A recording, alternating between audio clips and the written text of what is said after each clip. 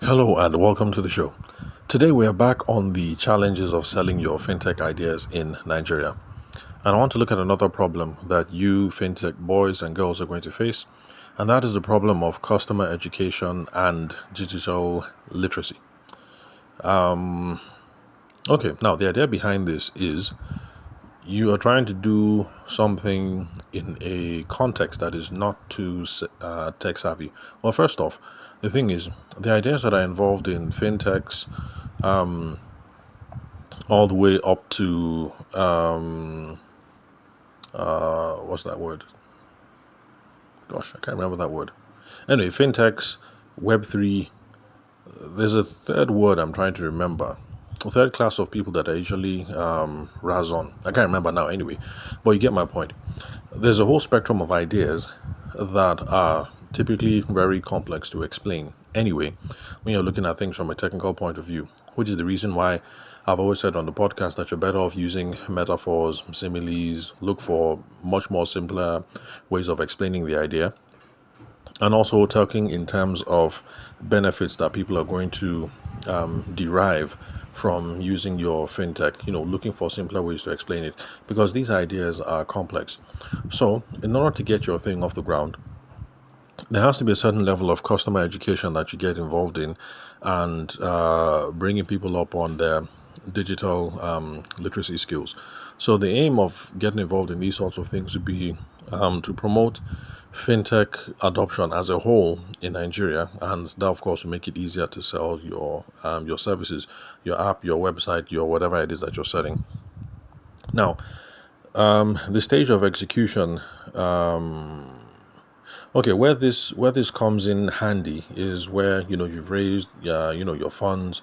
Let's say you're one of those guys or girls that we read about on the internet, on the tech blogs, who have raised millions of dollars for their fintech ideas. So I'm talking to people who have reached this stage of execution. You've raised your millions of dollars. Now these are the things to put your millions of dollars to use, to to put it to good use. So it's not just about taking the millions of dollars and then getting yourself a new apartment. What else? Getting a fancy office in Lekki Phase One and all that. So these are also good things that you can take the millions of dollars and put them to good use. Now, first off, you have to pursue strategies for content marketing. Now, the reason why this is important, remember, is because I said you're trying to sell some very complex ideas and use case scenarios in an environment where lots of people are not that digitally literate or not that tech savvy. And like I confessed over here on the show a couple of episodes ago, even for those of us who are fairly tech savvy, there are a couple of people like me, for instance, who are not going anywhere because we're just going to stick to our traditional banks. But I also explained in that episode about how you can address some of those concerns that some of us conservative folks have. But we really can't get away from the fact that for those of you who are trying to start fintech ideas, you do have to engage in some sort of education around your product, your service, your idea. And content marketing is not a bad way to go. Now, content marketing, okay, let me not bother defining content marketing. Let's just go straight to the features. So, content marketing, you're using blogs, you're using infographics, maybe you're creating podcasts or you're appearing on podcasts like this one for money transfer. I think Chipper. I think it's Chipper. I heard about them on the well, I had seen their billboards, with Burna Boy and all that in Abuja, and then also came across their advertisements on. I think it's the "I Said What I Said" podcast. Is this really Nigerian popular podcast? It's supposed to be about the millennial experience. There are these two ladies, pretty cool girls, but it's a gist podcast more or less. So if you're the kind of person who is only looking for business content on podcast, then don't listen to the show. But if you need a nice podcast, to step down because you want to listen to two millennials moan about the work experience, maybe business, maybe relationships, maybe politics. It's a free wheeling kind of podcast. Then you can check that out. I said what I said. So, yeah, so Chipper put advertisements on that show, and then you can also put out videos. So those are the sorts of things that are involved in content marketing. And the idea behind content marketing is that you're going to put out content, features, things that people find useful and valuable. It's an excuse for you to remain top of mind with your audience instead of only putting out messages all the time that says, buy from me, buy from me, buy from me. Now, one example of content marketing is this blog, sorry, not blog, this podcast, that I put out on a weekly basis. So, I'm currently in your ear holes talking about all things sales, marketing, business development, and those sorts of issues. So, it's a good way for me to remain top of mind with you and my potential customers around these sorts of things. So that when people are ready to pull the trigger, when they feel like they need a sales coach or they want a consultant to look over this aspect of their strategy or that aspect of their strategy, I'm the person that they're going to call. So that's the idea behind the content marketing strategy. So for those of you fintech guys and girls, you've raised millions of dollars. This is where you should start throwing your money behind. So blog posts. I hope you guys have a team that is putting out blog posts on your website, or maybe what's that word? When you write a blog post, but the blog post is intended for another publication. Syndication, yes. So you should have a team that is either publishing your blog post, on your own assets, or you're syndicating blog posts to go up on other places. So let's say you put out your blog post and you happen to get your blog post on TechCrunch. Apart from TechCrunch, there's this Nigerian one. What's it called? Tech something. I can't remember, but there's sort of like a Nigerian equivalent of TechCrunch. So I've done my research before I started. Okay, but you get the whole point. So the blogs should be up on websites that you own, or you syndicate it across other platforms so you can find other readers. And the same thing with infographics. Infographics basically is just where you have data, photos, things like that with information at the bottom that is trying to pass across information in an easier way than using only text. Then, of course, like I said, podcast, that's an option that's available if you guys are bold enough, brave enough. Because for some reason, lots of people are afraid of podcasts. Then there's also videos that you guys can put out, and some fintechs already do that. So if you check YouTube, you can already see some videos there about founders talking about who we are. This is what we do. This is the problem that we want to solve. The last one that I saw, not fintech related. Okay, well, it does have some fintech aspects, but this is in the real estate space for a company raised millions of dollars. Well, at the time, I think it was 3M. It was $3 million that they had raised, and I think the operations was out of Nigeria and maybe Kenya. I think the website, you have landlords on it, you have tenants on it, you have regular people who want to rent on it, and it's supposed to just make the whole process of finding real estate easier, paying rent easier, stuff like that. So that's the fintech component. But they put out a really good video on YouTube saying this is who we are, this is what we do, this is how far we've come, this is how many people that we have on our platform. If you're on this platform, these are the benefits that you can derive. If you're a renter and you're strapped for cash, this is how we can help you pay rent. If you're a landlord and you're on this platform, this is how we can help you verify who credible renters are, blah blah blah, stuff like that. So you fintech guys and girls, give that a shot. Content marketing. And your content marketing can be not just around these ideas that I've discussed right now, but can also go beyond, basic concepts. Because since we're talking fintechs solving financial problems or problems in the financial space, you guys can build your stuff around content on savings or budgeting or investing or money transfer, stuff like that. So if you're like Chipper or one of these other fintechs that is in the money transfer space. Oh, by the way, Chipper has not given me money. I'm not promoting them. The thing is just that I'm real conservative when it comes to these sorts of things. I wasn't going to try any of them. I saw the Burna Boy advert, billboard, and then I heard about them on I Said What I Said. At the time, I was thinking of monetizing the podcast to see how I could accept donations from listeners. So I called up my brother who's in the UK. I'm like, this is one I have in mind. Let's just test out this platform. Let me see how easy it is for me to send money and how easy it is for me to receive money. So I downloaded the app and then did the verification thing. Know your customer, customer verification. Send money now was wahala. Receive money now was wahala.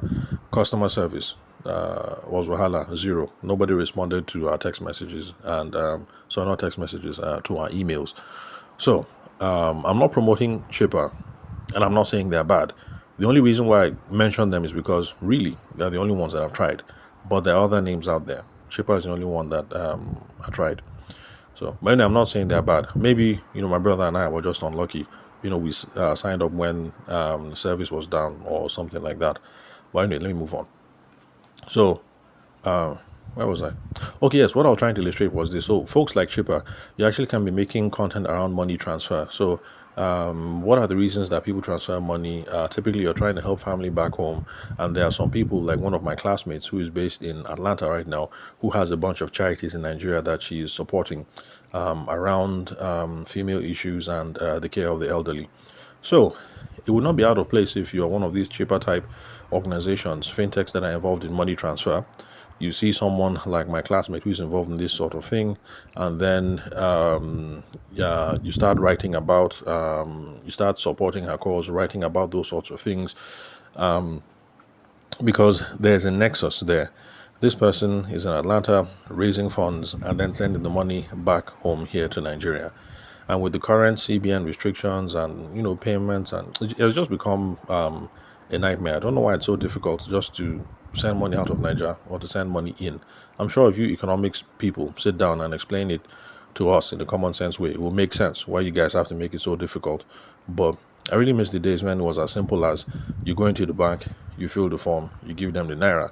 The person in the UK will call you up and say, "Hey, bro, thanks, I received the money." Or the other way around, the person goes, does the whatever they need to do on the UK end, and then your account is credited here, and then you can call up and say, "Hey, Egbon, thanks, I received the money." So, cheaper people you can liaise with other people like that and start talking about the benefits of money transfer and how that changes lives and how that changes communities and then things of that nature. So you can do all these sorts of things around content marketing. How does it serve the overall aim? You can see that it'll be educating people and making people more literate around digital issues. So instead of just billboard with Burner Boy, people will see and be like, "Oh, okay, that is what Chipper actually does." Those are what this whole fintech thing is about. It's about making it easy to send money so that I don't need to know somebody in central bank, or I don't need to pally up with somebody in Access Bank or whatever. It can be as easy as I get my phone, I do this, the person in the UK gets their phone, they do that, and then next thing, voila, money shows up in my bank account. Then something that you guys should consider in the fintech space, because I noticed that a lot of what you guys do is in English. In fact, the all the stuff I found so far is in English. But I would like to recommend that if we're talking about mass adoption, maybe you fintech boys and girls should consider translating into local languages. Maybe it might help you reach a wider audience. Consider, because in the telephony space, it's part of their tactic that all the major companies have used. Like back when I was in okay, this was after uni, I think. After my uni, I think it was gosh, I've forgotten the name of the company, but I think it was Etisalat. I mean, it was the company that this musician, Banky W, Bankwele Wellington, the one that he became a brand ambassador for. I can't remember if it's Etisalat or Nine Mobile or maybe is it the same company? But anyway, so it was. I remember that back then they had a real big push because I was serving in after law school. I served in Kano. So, I was around Abuja, Kano, these areas.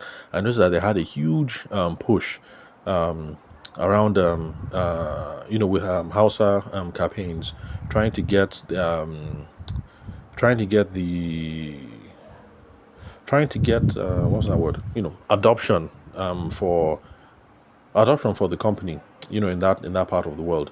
And I don't speak Hausa anyway, but for the folks who do understand Hausa, the place where I was squatting in Kano, because I didn't have my own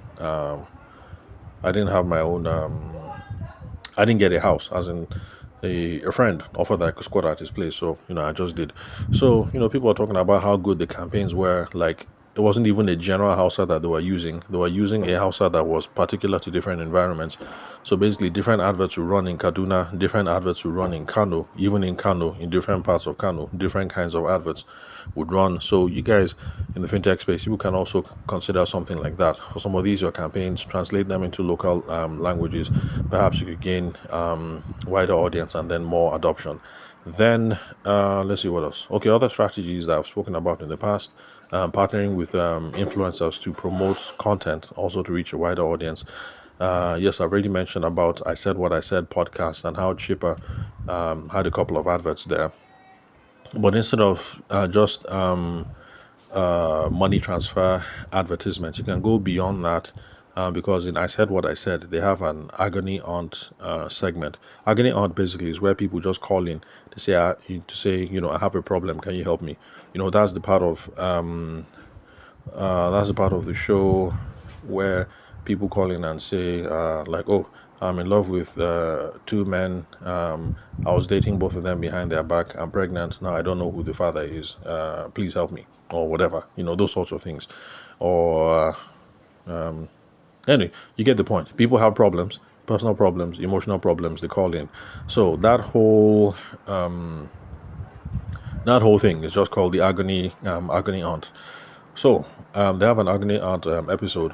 So perhaps if you're one of these fintech people, money transfer people like Chipper and the rest of them, you could have a segment if you're partnering with these kinds of influencers where if the question is related to meeting savings goals or investing goals or solving budgeting problems, personal issues that can tie into these sorts of things, perhaps you can have one of your company, one of your salespeople on the show, talking about how your app can solve some of these problems. So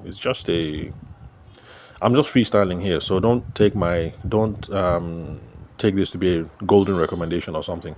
I'm just freestyling about how you guys can look for different ways of educating the public and making people familiar with who you are, what you're doing, and getting the whole digital literacy game up a notch.